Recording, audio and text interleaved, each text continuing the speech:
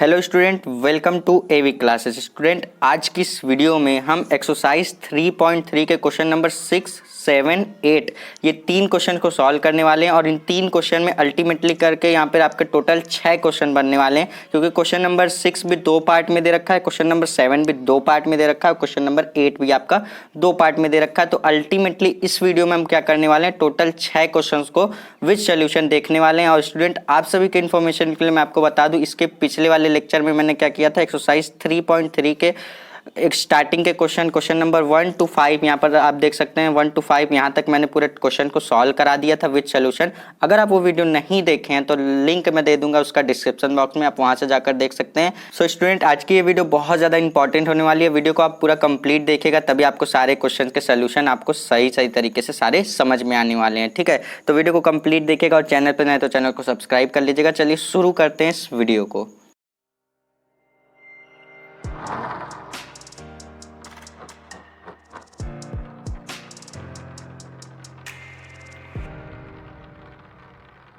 So student, ये रहा हमारा इस वीडियो को पहला क्वेश्चन नंबर 6 एक्सरसाइज 3.3 का क्वेश्चन नंबर 6। पहला देखिए, क्वेश्चन नंबर 6 2 पार्ट में है। पहला पार्ट यहाँ पे देखिए दे रखा है, यदि a बराबर ये हमें कोई आव्यूह दे रखी है हो तो सत्यापित कीजिए a डैश a का मल्टीप्लाई करना है, वो किसके बराबर आना चाहिए, i के बराबर। i यहाँ पे क्या है, i यहाँ पे आपका है आइडेंटिटी मैट्रिक्स, जिसका मैंने आपको क्या बताया था। सो स्टूडेंट, i से मैंने आपको क्या बताया था, i से मैंने बताया था आइडेंटिटी मैट्रिक्स। आइडेंटिटी मैट्रिक्स को तत्समक आव्यूह हिंदी में कहते हैं। तो मैंने बताया था जिसके डायगोनल यानी कि जिसके विकल्प पे 1 1 हो और बाकी सब क्या हो 0 हो, तो उसको हम लोग कहते हैं आइडेंटिटी मैट्रिक्स। ये देखिए विकर्ण इस तरीके से, जो ऐसे ऐसे आपके विकर्ण पे ऐसे विकर्ण पे खाली क्या हो 1 हो, बाकी सब क्या हो 0, तो उसको कहते हैं आइडेंटिटी मैट्रिक्स तत्समक आव्यूह। ठीक है, तो इसको हम लोग आई से ही दिखाते हैं। तो ये बोल रहा है ए का डैश और ए को मल्टीप्लाई करो और वो किसके बराबर आना चाहिए, तत्समक आव्यूह यानी कि आइडेंटिटी मैट्रिक्स के बराबर आना चाहिए। तो यहाँ पे हमारे पास ए बराबर दे रखा है, ए डैश निकालने के लिए हम लोग, ए डैश का मतलब क्या है, ए का ट्रांसपोज। ठीक है, ए का ट्रांसपोज मतलब यहाँ पे देखिए हमारे पास ए दे रखा है, तो ए डैश निकालने के लिए हम लोग को सिंपली करना क्या होता है, जो आपका रो दे रखा रहता है उसको कॉलम में यानी कि पंक्ति को स्तंभ में बदल दीजिए। तो यहाँ पे ये पंक्ति दे रखा है, इसको स्तंभ में बना लीजिए। तो ये हो जाएगा कॉस अल्फा हो जाएगा, और यहाँ से हो जाएगा साइन अल्फा, और ये वाला भी हम बनाएंगे तो ये हो जाएगा माइनस साइन अल्फा, और ये हो जाएगा कॉस अल्फा। ठीक है, तो ये हमारी ए डैश की वैल्यू आ गई। अब हमें करना क्या है कि ए डैश और ए को मल्टीप्लाई करना है। यहाँ पे देख सकते हैं आप, हमें प्रूव्ड क्या करना है, ए डैश और ए इक्वल टू हमें आई प्रूव करना है। तो यहाँ पे हम क्या करेंगे, ए डैश और ए का मल्टीप्लाई कर लेते हैं। तो ए हमारे पास दे रखा है, यहाँ से ए हमारे पास दे रखा है cos alpha sine alpha minus sign alpha cos alpha, ये हमारे पास दे रखा है ए की वैल्यू। तो ये हमारे पास ए की वैल्यू दे रखी है, इसमें हमें मल्टीप्लाई करना है। ये देखिए हम निकाल के आ रहे हैं ए डैश और ए की वैल्यू। ठीक है, इसका क्या कर रहे हैं, मल्टीप्लाई। तो ए की वैल्यू लिखा, माफ कीजिएगा, यहाँ से हमें करना क्या था, पहले ए डैश लिखना था, तो इसको हम कट कर देंगे। हमें करना क्या है, हमें करना है ए डैश और ए का मल्टीप्लाई करना है। ठीक है, तो हम पहले ए डैश की वैल्यू लिखेंगे। ए डैश की वैल्यू ये निकाल रखी है, तो ए डैश की वैल्यू है cos alpha minus sine alpha यहाँ पे कॉस अल्फा। अब ए की वैल्यू लिखेंगे, ए की वैल्यू हमारे पास क्या है, ए की वैल्यू ये हमारे पास क्वेश्चन में दे रखी है, cos alpha sine alpha minus sine alpha और कॉस अल्फा, ये हमें दे रखी है। अब सिंपली हमें करना क्या है कि इसका मल्टीप्लाई करना है। देखो मल्टीप्लाई कैसे करते हैं, रो को उठाओ कॉलम के साथ मल्टीप्लाई। तो यहाँ से देखो ए डैश और ए की वैल्यू कितनी आएगी, यहाँ से देखो इसकी मल्टीप्लाई इससे करो। ठीक है, कॉस का मल्टीप्लाई कॉस अल्फा का मल्टीप्लाई कॉस अल्फा से, तो कॉस स्क्वायर अल्फा हो जाएगा। फिर देखो माइनस साइन अल्फा का मल्टीप्लाई किससे होगा, माइनस साइन अल्फा से, तो माइनस माइनस तो प्लस हो जाएगा, और यहाँ पे साइन अल्फा यहाँ पे प्लस होता ही है, और यहाँ पे हो जाएगा साइन स्क्वायर अल्फा। ठीक है, मल्टीप्लाई करना मैंने आपको बेसिक चीज़ें पहले ही बता रखी है। ठीक है, तो यहाँ से अब देखिए करेंगे क्या हम कि इस वाले रो को उठाए, इस वाले कॉलम के साथ मल्टीप्लाई किया। अब इस वाले रो को उठाएंगे, इस वाले कॉलम के साथ मल्टीप्लाई करेंगे। तो देखो कॉस का मल्टीप्लाई साइन से, तो यहाँ से हो जाएगा कॉस अल्फा और ये हो जाएगा इंटू साइन अल्फा। ठीक है, अब देखो माइनस साइन अल्फा का मल्टीप्लाई किससे हो रहा है, कॉस अल्फा, तो यहाँ से हो जाएगा माइनस साइन अल्फा और ये कॉस अल्फा। यहाँ तक क्लियर है। यहाँ देखो, यहाँ तक क्लियर है। अब देखो क्या करेंगे, इसी वाले रो को इस कॉलम के साथ साइन का मल्टीप्लाई कॉस से, तो हो जाएगा sine alpha into cos alpha. और यहाँ से देखो, यहाँ से हमें करना क्या है, माइनस साइन अल्फा का कॉस अल्फा करना है, तो ये माइनस कॉस अल्फा और ये साइन अल्फा हो जाएगा, ठीक है। और देखो अब क्या करना है, इसका इससे मल्टीप्लाई करना है, तो ये हो जाएगा sine square alpha, sine alpha का साइन अल्फा से साइन स्क्वायर अल्फा, और यहाँ से कॉस स्क्वायर कॉस अल्फा का कॉस अल्फा से, तो हो जाएगा प्लस कॉस स्क्वायर अल्फा, ठीक है। तो यहाँ से देखो वैल्यू क्या आएगी, ए और ए डैश की वैल्यू क्या आएगी, तो देखो हम जानते हैं sine square x plus cos square x की वैल्यू कितनी होती है, 1 होती है। तो इसी तरीके से cos square alpha plus sine square alpha की वैल्यू 1 हो जाएगी। और यहाँ से देखो ये इससे कैंसिल हो जा रहा है, ये इससे कैंसिल हो जा रहा है, ठीक है, क्योंकि ये माइनस में है, ये प्लस में है। तो यहाँ से देखो ये कट के 0 हो गया, ये 1 पहले से हो गया, ये भी 0 हो गया। और ये देखो sine square alpha plus cos square alpha की वैल्यू कितनी हो जाएगी, 1 हो जाएगी, ठीक है। तो यहाँ पे देखो ये किसके बराबर आया, यही तो है आपकी आइडेंटिटी मैट्रिक्स यानी कि तत्समक आव्यूह। तो हमारा क्या प्रूफ हो गया, हमारा प्रूफ हो गया ए डैश और ए बराबर क्या आ गया, आई। तो ये हमारा इस बात को प्रूफ हो गया। यही हमें कह रहा था कि ए का ट्रांसपोज निकालो, ए के साथ मल्टीप्लाई करके उसको आइडेंटिटी मैट्रिक्स यानी कि तत्समक आव्यूह के बराबर प्रूफ करके दिखाओ। तो हम लोगों ने प्रूफ कर दिया। अब चलेंगे सेकंड क्वेश्चन की तरफ, क्वेश्चन नंबर 2 चलिए देखते हैं हमारा इसी मतलब अब चलेंगे देखेंगे हमारा क्वेश्चन नंबर 6 का सेकंड पार्ट क्या दे रखा है। सेकंड पार्ट को भी हम लोग इसी तरीके से सॉल्व करेंगे।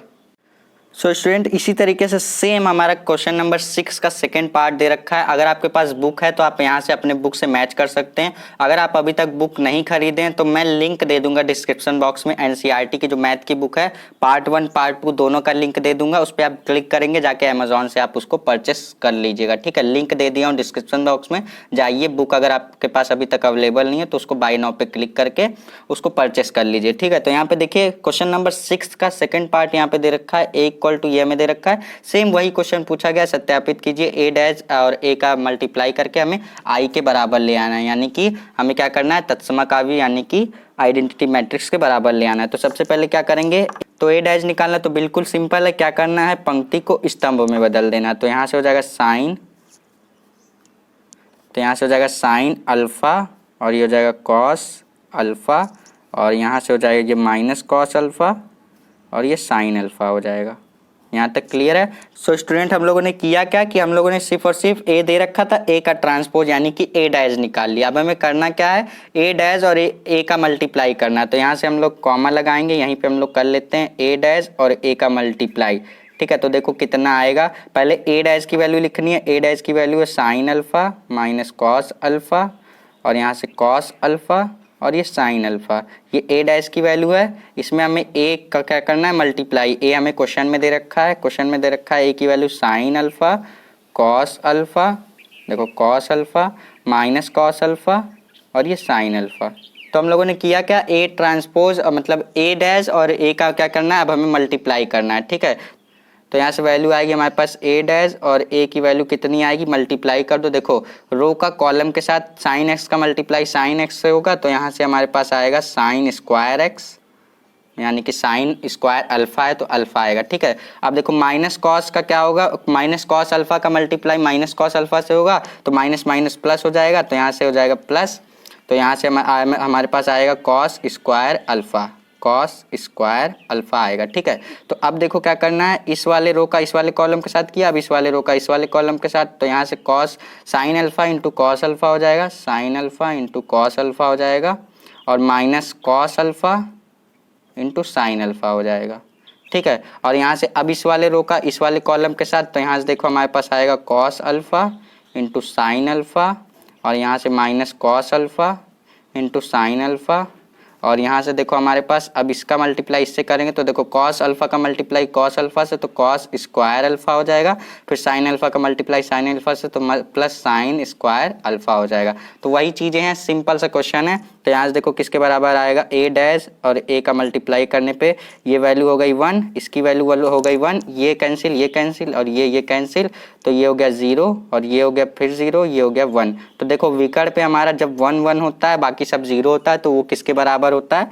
आई के बराबर, यानी कि आइडेंटिटी मैट्रिक्स के बराबर होता है। बहुत ही छोटा सा क्वेश्चन है। तो हमारा प्रूफ हो गया ए डैश और ए ए डैश इंटू ए बराबर क्या हो गया, आइडेंटिटी मैट्रिक्स के बराबर ये हमारा सिद्ध हो गया। तो ये हमारा इस क्वेश्चन का आंसर हो जाएगा। अब चलेंगे क्वेश्चन नंबर 7 की तरफ। चलिए देखते हैं क्वेश्चन नंबर 7 क्या दे रखा है। सो स्टूडेंट ये रहा आपका क्वेश्चन नंबर 7। यहाँ पे देखिए क्वेश्चन नंबर 7 का पहला पार्ट, ये बहुत ही छोटा सा क्वेश्चन है। देखिए मैंने आपको जो इसके पहले मैंने एक लेक्चर लिया था जिसमें मैंने क्वेश्चन बताया था स्टार्टिंग से, उसके पहले मैंने क्या लिया था, एक लेक्चर इंट्रोडक्शन पे लिया था। एक्सरसाइज 3.3 का इंट्रोडक्शन वाली वीडियो अगर आप देखे होंगे तो उसमें मैंने आपको बताया था सममित आव्यूह और विषम सममित आव्यूह, यानी कि symmetric matrix, skew symmetric matrix.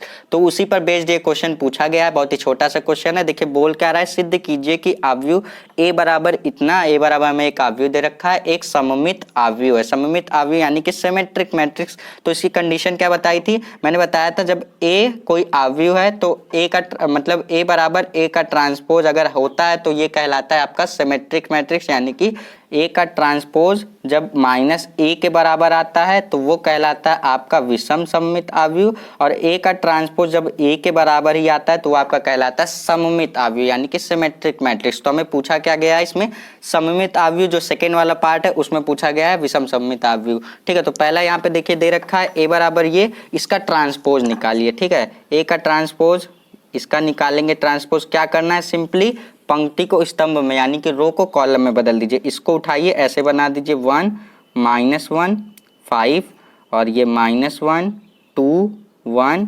5 1 3। ठीक है, तो अब इस वाली मैट्रिक्स को देखिए और इस वाली मैट्रिक्स को देखिए, क्या दोनों सेम दिख रही है। ये वाले रो देखिए 1 -1 5 1 -1 5, देखिए सारे एलिमेंट क्या हो रहे हैं, मैच हो रहे हैं। यानी कि हम क्या कह सकते हैं, हम कह सकते हैं ए का ट्रांसपोज बराबर ए, तो यह सिद्ध है। तो ये क्या कहलाएगा, ये आपका कहलाएगा सममित आव्यूह। इसको कहते हैं हम लोग इंग्लिश में सिमेट्रिक मैट्रिक्स। क्या कहते हैं, तो इसको इंग्लिश में हम लोग क्या कहते हैं, सिमेट्रिक मैट्रिक्स, यानी कि सममित आव्यूह कहलाता है आपका। तो ये बहुत ही छोटा सा क्वेश्चन था, आपका प्रूफ हो गया। ठीक है, तो आपसे पूछा, मैंने आपको क्या बताया, जब ए कोई आव्यूह है आपके पास तो ए का ट्रांसपोज बराबर मतलब ए के बराबर ए का ट्रांसपोज आता है तो वो आपकी क्या कहलाती है, सममित आव्यूह कहलाती है। अब सेकेंड वाला पार्ट सॉल्व करेंगे जिसमें हमें पूछा गया है विषम सममित आव्यूह यानी कि स्क्यू सिमेट्रिक मैट्रिक्स। क्या कहते हैं, स्क्यू कहते हैं। ठीक है, इसको याद रखना, स्क्यू सिमेट्रिक मैट्रिक्स। चलो देखते हैं उसको भी मैं आपको बहुत ही ईजी वे में बताता हूँ। सो स्टूडेंट ये देखिए, ये मैंने सेकंड पार्ट भी यहीं पर लिख दिया है। देखिए सेकंड पार्ट में भी आपसे यही पूछा गया कि सिद्ध कीजिए कि आव्यूह ए बराबर, यहाँ पे आपको दूसरी कोई मैट्रिक्स दे रखी है, यहाँ पे ए बराबर दूसरा कोई आव्यूह था, यहाँ पे दूसरा कोई आव्यूह, तो उससे नहीं हमें मतलब है, हमें क्वेश्चन का कॉन्सेप्ट पता होना चाहिए। ठीक है, सिर्फ कॉन्सेप्ट पता रहेगा तो हम एग्जाम में कितना भी बड़ा आव्यूह यानी कि कितना भी मैट्रिक्स हमें कितने भी ऑर्डर का देगा तो हम कर ले जाएंगे। तो कॉन्सेप्ट सीखा करिए, क्वेश्चन को रटने की कोशिश बिल्कुल भी मत किया करिए। ठीक है, तो यहाँ पे देखिए पूछ रहा है एक विषम सममित आव्यूह, ये हमें क्या करना है, सिद्ध करना है। तो विषम सममित आव्यूह के लिए क्या मैंने आपको बताया कि ए का ट्रांसपोज किसके बराबर हो, जब -a के बराबर हो तो वो आपका कहलाता है स्क्यू सिमेट्रिक मैट्रिक्स यानी कि विषम सममित आव्यूह। तो पहले देखिए आप ए निकाले हैं, ए है आपके पास, तो अब आपको क्या करना है, ए का ट्रांसपोज निकालना है। तो ए का ट्रांसपोज के लिए आपको क्या करना है, ए का ट्रांसपोज निकालने के लिए आप क्या कर देंगे, यहाँ से आप कर देंगे 0 1 -1, पंक्ति को स्तंभ में बदल दीजिए, -1 0 1 और ये 1 -1 और ये 0। तो आपको किसके बराबर करना है, ए का ट्रांसपोज, ध्यान से देखिएगा, ए का ट्रांसपोज आपको -a के बराबर करना है। ए आपको दे रखा है, ए में आप माइनस से मल्टीप्लाई कर दीजिए, तो ये ए माइनस हो गया।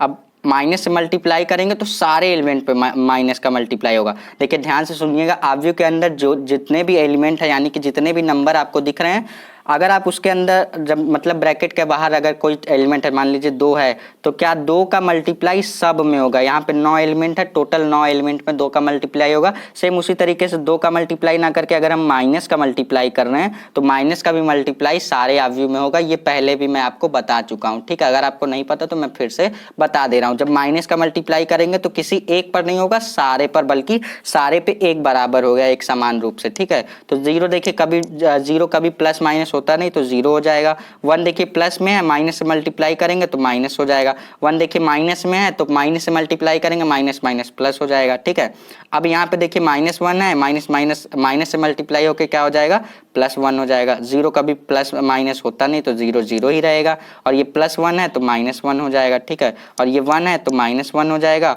और यहाँ पे ये वाला देखिए -1 है तो ये 1 हो जाएगा, और 0 कभी भी प्लस माइनस नहीं होता। अब इस वाली मैट्रिक्स को देखिए और इस वाली मैट्रिक्स को देखिए, दोनों सेम दिख रहे हैं क्या? तो हम क्या कह सकते हैं? हम कह सकते हैं A का ट्रांसपोज -A के बराबर हो गया। तो ये हमारा क्या कहलाएगा? ये हमारा विषम सममित अवयव कहलाएगा। विषम सममित अवयव ये हमारा कहलाएगा, जिसको हम कहते हैं स्क्यू सिमेट्रिक मैट्रिक्स। ठीक है, तो आप कर लेंगे। अब बहुत ही इजी सा क्वेश्चन होता है, जब भी आपको सममित विषम सममित अवयव पूछा जाएगा तो आप कर लेंगे। कभी कभी आपको बोनस में ये क्वेश्चन मिल जाता है, क्योंकि बहुत ही छोटा सा क्वेश्चन होता है। कभी कभी आपके एग्जाम में यही क्वेश्चन 5 नंबर का पूछ लिया गया, देखिए 5 नंबर का पूछा है तो उसमें क्या पूछा गया है? उसमें आपको सिर्फ बताना है, उसमें दोनों चीज आपको बतानी है, जिसमें सममित और विषम सममित अवयव दोनों ही बतानी है। तो उस तरीके का क्वेश्चन आपके देखिए बहुत बार पूछा गया है प्रीवियस ईयर में 5 नंबर का। तो सिमेट्रिक मैट्रिक्स में सिर्फ इतना याद रखना, यानी कि सममित अवयव में सिर्फ इतना याद रखना कि A बराबर जब A का ट्रांसपोज होता है तो वो सममित अवयव कहलाता है। जब A बराबर जब A का ट्रांसपोज -A के बराबर होता है तो वो क्या कहलाता है? विषम सममित अवयव, यानी कि सिमेट्रिक मैट्रिक्स। अब चलेंगे हम लोग क्वेश्चन नंबर 8 की तरफ। क्वेश्चन नंबर 8 भी आपका 2 पार्ट में दे रखा है, दोनों पार्ट को हम लोग सॉल्व करेंगे, फिर इस वीडियो को एंड करेंगे। और सब्सक्राइब नहीं किया तो सब्सक्राइब भी कर देना बच्चों। चलिए देखते हैं हमारा क्वेश्चन नंबर 8 क्या दे रखा है। सो स्टूडेंट, ये रहा हमारा क्वेश्चन नंबर 8। देखिए क्वेश्चन नंबर 8 में भी आपका सममित कुछ उसी से पूछा रिलेटेड क्वेश्चन पूछे गए हैं। सममित विषम सममित अवयव से रिलेटेड क्वेश्चन पूछे गए हैं। इस क्वेश्चन में देखिए बोल के आ रहा है अवयव A बराबर, ये आपको दे दिया गया है, A बराबर एक अवयव दे रखी है, 2x2 की आपको दे रखी है मैट्रिक्स के लिए सत्यापित कीजिए कि A प्लस A डैश एक सममित अवयव है, A माइनस A डैश एक विषम सममित अवयव है। तो 2 क्वेश्चन दे रखे हैं। देखिए पहले में क्या करना है, हमें A प्लस A का मतलब ट्रांसपोज को क्या करना है? जोड़ के बताना है कि वो सममित अवयव है। तो हम यहाँ पे पहले क्या करेंगे, यहाँ पे हम लोग A प्लस इसको क्या करेंगे? P मान लेंगे, यानी कि A प्लस A के ट्रांसपोज को हम क्या करेंगे? P मान लेंगे। A हमें दे रखा है, A की वैल्यू क्या दे रखी है? ध्यान से देखो इस क्वेश्चन को सॉल्व कैसे करना है। A की वैल्यू दे रखी है 1 5 6 7, जो कि क्वेश्चन में दे रखी है। A का ट्रांसपोज बेटा कैसे निकालोगे? A का ट्रांसपोज यानी कि A डैश कैसे निकालोगे? पंक्ति को स्तंभ में बदल दो। जैसे 1 5 ऐसे दे रखा है तो ऐसे कर दो, 1 और 5 ये ऐसे हो गया, 6 और 7 ये ऐसे हो गया। तो ये A का ट्रांसपोज हो गया। अब हमें करना क्या है बच्चों? यहाँ से हमें करना है P बराबर A प्लस A का ट्रांसपोज, यानी कि इन दोनों को जोड़ना है। तो जोड़ो, कैसे जोड़ोगे? पहले A की मैट्रिक्स लिखो। A की मैट्रिक्स है 1 5 6 7, ये A की मैट्रिक्स है, इसमें जोड़ना है A का ट्रांसपोज, यानी कि A का ट्रांसपोज हम लोगों ने निकाला है 1 6 5 7। अब इन दोनों को जोड़ दो तो ये P के बराबर आ जाएगा, क्योंकि हम लोगों ने इसको किसके बराबर माना है? A प्लस A के ट्रांसपोज को P के बराबर माना है। तो ये P की वैल्यू आएगी। तो इसको जोड़ो, कैसे जोड़ोगे? 1 में 1 जोड़ोगे तो 2 आएगा, 1 में 6 ऐड करोगे तो 11 आएगा, 6 में 5 ऐड करोगे तो फिर भी 11 आएगा, और यहाँ पे 7 ऐड करोगे तो 14 आएगा। यहाँ तक क्लियर है? 14 आ गया हमारे पास। अब देखो ये P बराबर आया है तो हमारे पास कंडीशन क्या होती है? सममित अवयव। देखिए पहले में पूछा गया है सममित अवयव में सिद्ध करना है। तो सममित अवयव के लिए मैंने आपको क्या बताया? A बराबर A का ट्रांसपोज आपके पास आना चाहिए। इसी तरीके से आपके पास P बराबर एक मैट्रिक्स है तो P बराबर P का ट्रांसपोज आना चाहिए आपके पास। ठीक है, तो अब हम करेंगे क्या कि हम लोगों ने पास P की वैल्यू है, अब हम P का ट्रांसपोज निकालेंगे, देखेंगे कि P के बराबर आता है क्या। तो ये P की वैल्यू है, P का ट्रांसपोज निकालो। P का ट्रांसपोज कैसे निकालोगे? पंक्ति को स्तंभ में बदल दो, जैसे 2 और ये 11 और ये 11 और ये 14। तो देखो क्या आपका P और P का ट्रांसपोज दोनों क्या दिख रहे हैं? बराबर दिख रहे हैं ना। तो हम कह सकते हैं P बराबर P का ट्रांसपोज जैसे होता है हमारे पास A बराबर A का ट्रांसपोज, तो हमारा कहलाता है सममित अवयव।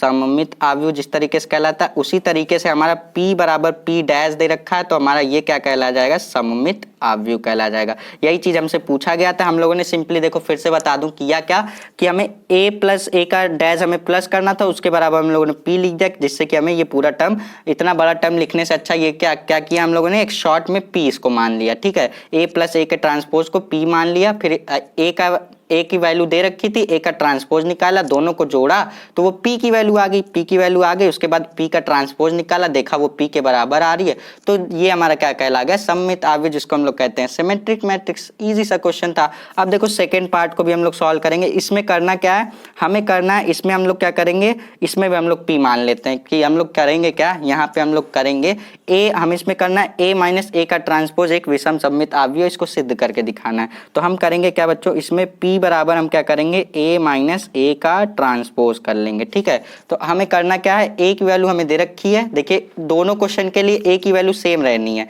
ठीक है, इसमें भी दोनों क्या करना है, ए की वैल्यू यही लेनी है। तो ए की वैल्यू मैं यहाँ पे लिख देता हूँ, सारी वैल्यू लिख देता हूँ। ए बराबर हमें क्या दे रखा है, ए बराबर दे रखा है 1 5 6 7, बस ए बराबर दे रखा है, बाकी सब कुछ आपको अपने से फाइंड करना है। तो ए का ट्रांसपोज सिर्फ निकालना है, तो ए का ट्रांसपोज कैसे निकालेंगे, ए का ट्रांसपोज निकालने के लिए रो को कॉलम में चेंज कर देना है। तो यहाँ से 1 5 6 7, तो ये ए का डैश हो गया। तो अब करना क्या हमें करना है कि ए माइनस ए का ट्रांसपोज करना है, तो वो पी के बराबर होगा। तो पी इक्वल टू हम क्या करेंगे, ए माइनस ए का ट्रांसपोज बराबर हम वैल्यू लिख देते हैं। हमें करना क्या है, ए वाली मैट्रिक्स में से ए का ट्रांसपोज वाला माइनस करना है। तो ए वाली है 1 5 6 7, माइनस करना है ए वाला ट्रांसपोज 1 6 5 7, ये हमारे पास है। तो इन दोनों को माइनस करेंगे तो पी की वैल्यू आएगी, पी की वैल्यू कितनी आएगी। सो स्टूडेंट देखो अब हम करेंगे क्या, 1 माइनस 1 हमारे पास 0 हो जाएगा, 5 माइनस 6 कितना हो जाएगा, हमारे पास माइनस का 1 हो जाएगा, और 6 माइनस 5 करेंगे तो वो कितना आएगा हमारे पास, 6 माइनस 5 हमारे पास 1 आएगा, 7 माइनस 7 हमारे पास 0 आएगा। अब हमें करना क्या है, ये p की वैल्यू आई है, तो हमें करना क्या है, विषम सममित आव्यूह प्रूव करना है। तो p बराबर हमें करना क्या है, हमें p का डैश बराबर हमें सिद्ध करना है माइनस p के बराबर।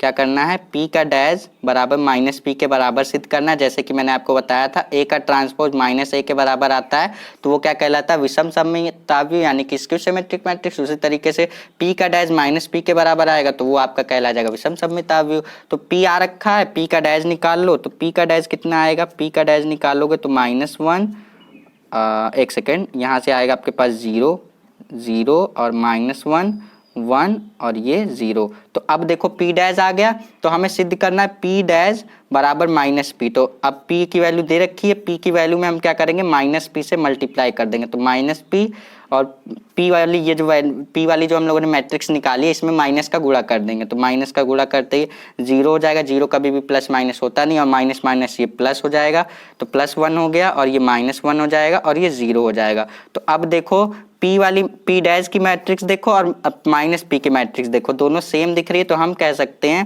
p डैश बराबर -p। तो यही आपकी कंडीशन होती है सममित विषम सममित आव्यूह के लिए। ये किसके लिए होती है, विषम सममित आव्यूह के लिए। तो ये आपकी कंडीशन यहाँ पे प्रूफ हो गई।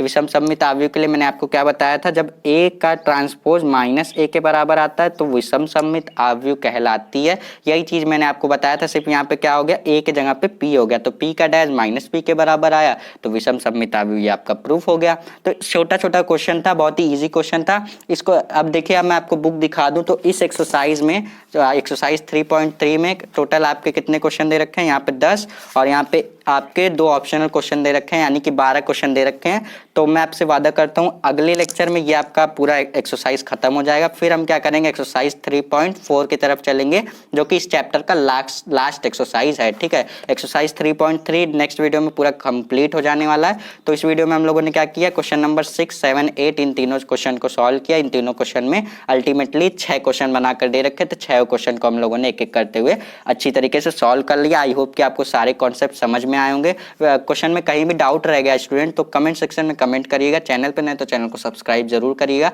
मिलते हैं नेक्स्ट वीडियो में, तब तक के लिए पढ़ते रहिए। All the best.